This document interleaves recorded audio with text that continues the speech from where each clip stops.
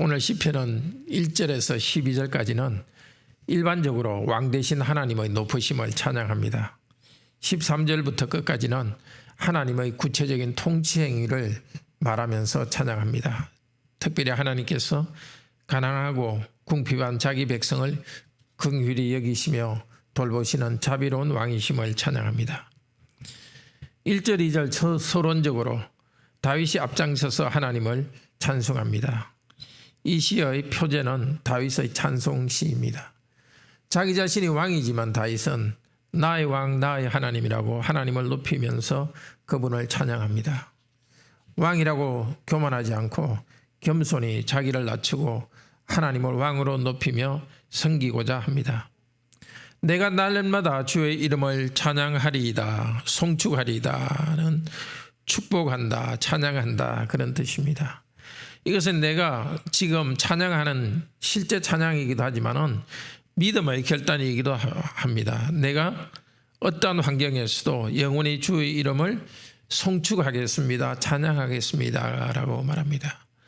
우리도 환경이 어떻든지 우리의 마음의 느낌이 감정이 어떻든지 간에 하나님을 찬양하기로 결심하도록 합시다. 3절에서 7절은 하나님의 위대하심과 좋으심을 찬양합니다. 3절에서 위대하심, 7절에서는 하나님의 은혜라 하는데 이 은혜라는 단어는 좋다는 뜻입니다. 하나님의 위대하심이 좋은 분으로 나타납니다. 하나님의 위대하심은 가난하고 약한 자를 잘 대우해 주시는 좋으신 가운데서 나타납니다. 4절에 주의 행하시는 일은 하나님께서 피조물 전체를 다스리는 일반적인 통치를 말합니다. 5절에 기이한 일은 죄인들을 구원하시는 구원사역을 말합니다. 온 세상을 창조하시고 다스리면서 특별히 우리를 죄로부터 구원하시고 하나님의 아들, 딸 삼으신 것을 찬양합니다. 그리고 주님의 위대하심을 대대로 찬양하겠다고 말합니다. 자기 자녀들에게 하나님을 가르치며 하나님을 찬양하는 일이 계속되겠다고 합니다. 자녀들에게 신앙을 전수하기 위해서는 성경이 무엇인가를 가르치는 그것이 기본입니다. 그러나 그것으로 다가 아닙니다. 부모가 먼저 어떤 환경에서도 하나님을 신뢰하고 찬양하면서 찬송할 때에 자녀들도 따라하게 됩니다. 하나님 말씀을 읊조리며 묵상합니다. 뿐만 아니라 다른 사람에게 선포하기도 합니다. 찬양은 다음 세대로 믿음을 전수하고 다른 사람들이 하나님을 찬송하도록 인도하는 전도의 효과가 있습니다. 8절에서 12절은 하나님의 은혜와 인자심을 성도와 피조물이 함께 찬양합니다. 먼저 8절 9절은 모든 피조물을 향한 하나님의 은혜와 인자를 찬양합니다. 8절은 아주 유명한 구절입니다. 8절 같이 한번 읽읍시다. 여호와는 은혜로우시며 긍휼이 많으시며 노하기를 더디하시며 인자하심이 크시도다. 출애굽할 때 이스라엘 백성들이 금송아지를 만들었죠. 그때 하나님께서 멸망시키려 하다가 모세의 기도를 들으시고 용서해 주셨습니다. 그러면서 하나님을 이런 분으로 은혜롭고 자비로운 분임을 나타내었습니다. 이것은 특별히 하나님의 언약 백성에게만 해당되지만 오늘 이 시에서 시를 지은 성도는 모든 피조물에 대해서 긍휼과 은혜를 베푸시는 하나님의 사랑을 찬송하며 영광 돌립니다. 피조물에 대해 전체에 대해서 어떻게 하나님께서 은혜롭고 자비로우신지 우리는 다 알 수가 없습니다. 그러나 여기 오늘 시편을 따라서 우리도 자비롭고 은혜로우신 하나님, 언약 백성인 우리뿐만 아니라 모든 피조물에게 모든 사람에게 은혜를 베푸시는 하나님을 찬양합시다. 10절에서 12절은 성도들이 찬송을 먼저 모범을 보이고 모든 인생들이 사람들이 찬송하기를 원합니다. 먼저 성도들에게 찬송이 시작됩니다. 하나님의 백성이 하나님의 영광과 업적을 찬송할 때 믿지 않는 사람들도 하나님을 알게 될 것입니다. 제사장 나라로서 온 세상 가운데 하나님의 영광을 전파하는 것이 이스라엘 민족과 또 우리 새 이스라엘인 우리들의 사명입니다. 하나님을 찬송하는 것, 특별히 믿지 않는 사람 가운데 하나님을 찬송하는 것은 입술로 찬송하는 것이 구체적으로 우리가 해야 될 일입니다. 그러나 입술뿐 아니라 우리의 삶 전체가 하나님의 영광과 빛이 가득 드러나는 삶 자체가 찬송이 되도록 해야 됩니다. 13, 16절에서는 하나님의 영원한 나라에서 연약한 자를 돌보심을 찬양합니다. 13절부터는 주님의 좋으심과 위대하심이 가장 분명히 드러나는 일은 모든 넘어지는 자를 붙드시며 비굴한 자를 일으키시는 일입니다. 여기 비굴한 자라는 것은 태도가 비굴한 것이 아니라 구부러진 자, 다른 곳에서는 억울하다고 번역되기도 합니다.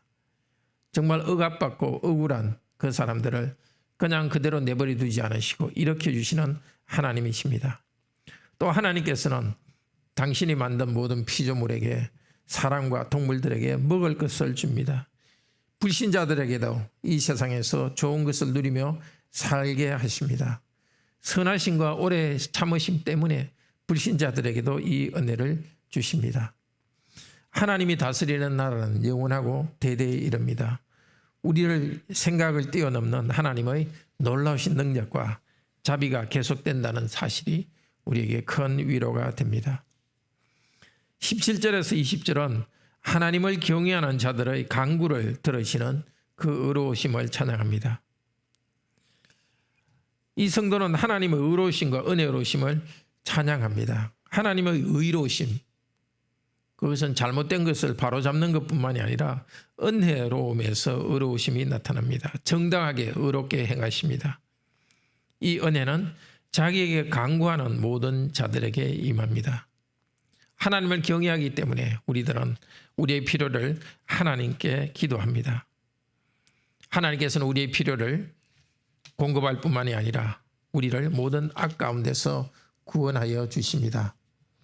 하지만 하나님의 공의는 악인들을 심판하시는 데서도 드러납니다. 악한 자들은 하나님을, 여기 악한 자라는 것은 성도들을 부당하게 대우하고 악을 행하는 자들은 말합니다. 그들은 하나님을 가볍게 여기기 때문에 하나님을 의지하는 성도도 함부로 대합니다. 하나님께서는 그런 자들을 관용하면서 참고 계시지만 영원히 참으시지는 않을 것입니다. 계속해서 하나님 백성들을 핍박하는 자들은 하나님께서는 심판하심으로써 의를 드러낼 것입니다. 마지막 절 21절은 첫 절과 비슷합니다. 송축하리로다 라고 시작했는데 송축하리로다 하고 끝납니다. 그런데 달라진 것이 있습니다. 1절에서는 내가 주를 송축하겠습니다 라고 찬양했는데 마지막 절에서는 모든 육체가 거룩하신 이름을 영원히 송축하리라고 말합니다. 성도는 이 시편으로 하나님께 찬양하는 가운데 내가 먼저 찬양을 시작했지만 그러나 이 찬양이 모든 피조물에게 찬양이 확장될 것을 믿음으로 바라봅니다. 지금은 핍박하는 그런 악한 자들도 하나님께 돌아와서 하나님을 찬양하는 일에 참여할 것을 기대하고 소망하면서 찬양합니다. 형제자매 여러분, 구약시대에는 이스라엘 백성만 여호와의 참된 인자하심을 찬송했습니다. 지금은 예수 그리스도를 통해서 온 민족 가운데서 하나님의 새로운 백성을 만드셨습니다. 그 새로운 백성들이 이제 예수 그리스도 때문에 하나님을 찬양할 수 있게 됩니다. 얼마나 우리를 사랑했는지. 로마서 5장 8절에서는 우리가 아직 죄인 되었을 때에 그리스도께서 우리를 위하여 죽으심으로써 하나님께서 우리에 대한 자기의 사랑을 확정했다고 합니다. 우리가 아주 도덕적으로 깔끔하고 하나님을 잘 경외할 때 그래 너는 참 착하다 잘한다 해서 하나님께서 우리를 은혜 베푸시는 것이 아닙니다. 여전히 죄와의 싸움이 있고 연약한 우리들을 그 연약한 모습 그대로 우리 존재 자체를 하나님께서는 받아들여 주셨습니다. 그 일을 하도록 그 일이 일어나도록 하기 위해서 정의로우신 하나님께서는 당신의 아들을 우리와 같은 사람으로 보내셔서 당신의 아들을 우리 대신에 심판하심으로써 우리를 심판하지 않으십니다. 예수께서 이루신 온전한 공의, 모든 선한 삶을 우리의 것으로 인정해주고 계십니다. 이 큰 하나님을 우리가 찬양해야 되지 않겠습니까? 뿐만 아니라 우리가 이 땅에 필요한 것들을 어려움 가운데서도 우리에게 필요한 것을 공급해 주십니다. 온 피조물을 다스리고 좋은 것들을 공급해 주십니다.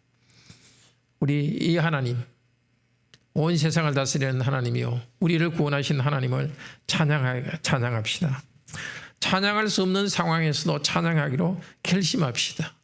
찬양은 우리 감정의 표현이 아니라 하나님께서 우리에게 요구하시는 그 찬양과 기뻐함을 우리의 의지로 순종하며 행하는 적극적인 행동입니다.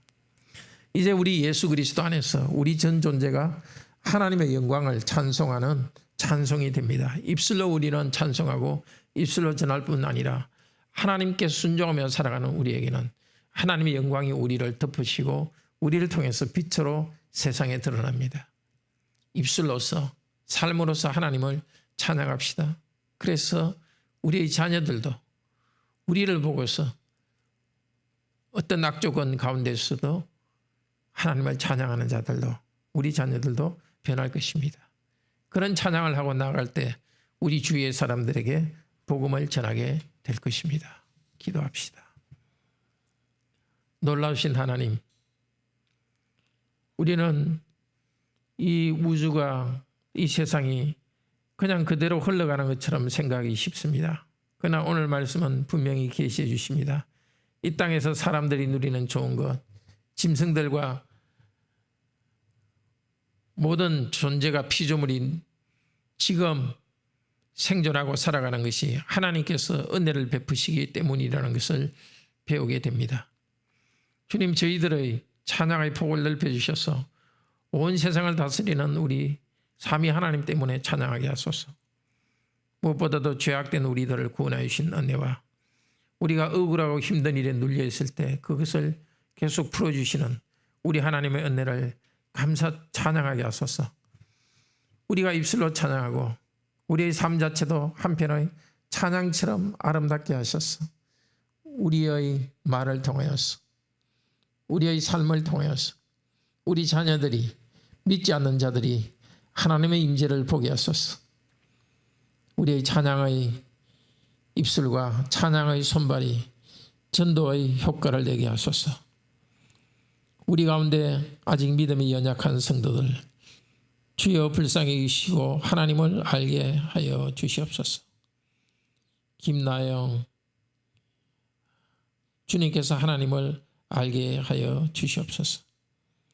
그 외에도 하나님을 알지 못하는 아직 믿음으로 고백하지 않는 사람들, 또 우리의 유아 세례를 받은 우리의 자녀들이 믿음으로 하나님을 고백하며 함께 구원받은 백성의 즐거움에 온전히 참여하도록 도와주시옵소서.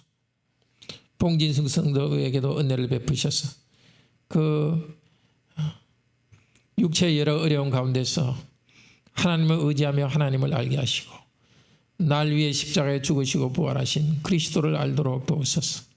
주의 저희들이 더욱더 주님을 찬양하는 자들이 되게 하시고 삶 자체가 찬양이 되도록 우리를 인도하여 주소서. 오늘도 정인자매 결혼식에 하나님이 임재하여 주셔서 하나님 앞에서 서야가며 사랑으로 하나 되도록 인도하소서. 내일도 저희들이 주님을 경배하기 위해 모입니다. 삼위 하나님 우리에게 당신의 임재하심을 선명하게 드러내셔서 온전히 하나님을 찬양하게 하시고 저희들의 경배를 받아 주시옵소서. 이 아침에 기도하러 온 성도들의 이 기쁨의 찬양과 고통 가운데 울부짖는 부르짖음을 들으시고 주께서 소원을 들어 주시옵소서. 주 예수 그리스도 이름으로 기도드립니다. 아멘. 은혜로운 기도 시간 되기를 축복합니다.